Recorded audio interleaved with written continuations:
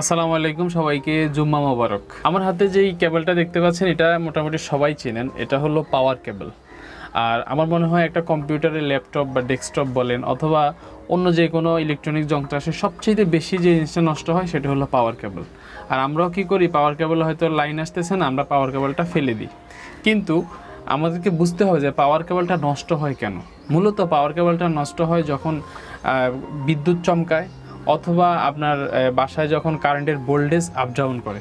But পাওয়ার কেবলটাকে এটার জন্য থেকে নিয়ন্ত্রণের জন্য, অর্থাৎ বিদ্যুৎ চমকানো বা ভোল্টেজ আপ ডাউন করার জন্য এখানে কিন্তু একটা ট্রান্সমিটার দেওয়া হয়েছে এই পাওয়ার কেবলের মধ্যে। এটা আমি জানি যে 99% লোকে এই জিনিসটা জানেন না, যে কারণে হয় কি, ওই যখন ট্রান্সমিটার নষ্ট হয় পাওয়ার কেবলে লাইন আসে না, এটাকে তারা ফেলে দেয়। বাট আজকের ভিডিওটা দেখার পরে আমি শিওর আপনার এই পাওয়ার কেবলের বিড়ম্বনা থেকে বা লাইন আসা যাওয়া থেকে কিছুটা হলেও আপনাকে রক্ষা করবে।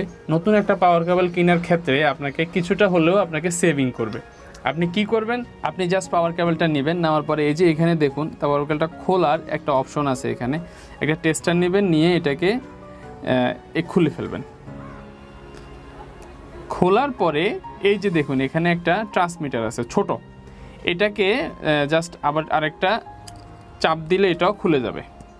এই যে এখন আপনি চেক করবেন যে এটা ঠিক আছে কিনা, কারণ বিদ্যুৎ যখন বেশি আসা যাওয়া করবে, লোডশেডিং যখন বেশি হবে, আবার বারবার যখন বিদ্যুৎ চমকাবে, তখন কিন্তু এটাকে কন্ট্রোল করার জন্য এটা দেওয়া আছে। বাট যখন অতিরিক্ত হয়ে যায় তখন এই জিনিসটাই নষ্ট হয়। আর যখন নষ্ট হয় আপনি বুঝতে পারবেন যে এটা হয়তো কালো হয়ে যাবে, এটা হয়তো আপনার বোঝা যাবে যে এখানে এটার ভিতরে হয়তো আগুন ধরে গেছে বা এরকম কিছু আপনি বুঝতে পারবেন, দেখলেই বুঝতে পারবেন। তখন আপনি কি করতে পারেন, জাস্ট দোকানে গিয়ে এই জিনিসটা হাতে করে নিয়ে যাবেন, যাওয়ার পরে 10 থেকে 15 টাকা নেবে, এটা আপনি কিনে এনে আবার যেভাবে আপনি এটা খুলেছেন একই সাথে এটা সেটিং করে দিবেন। তার মানে আপনি যদি এই জিনিসটা করেন তাহলে আই থিঙ্ক 99% পাওয়ার কেবল আপনি ফালানো থেকে বা নতুন কেনা থেকে বাঁচতে পারবেন।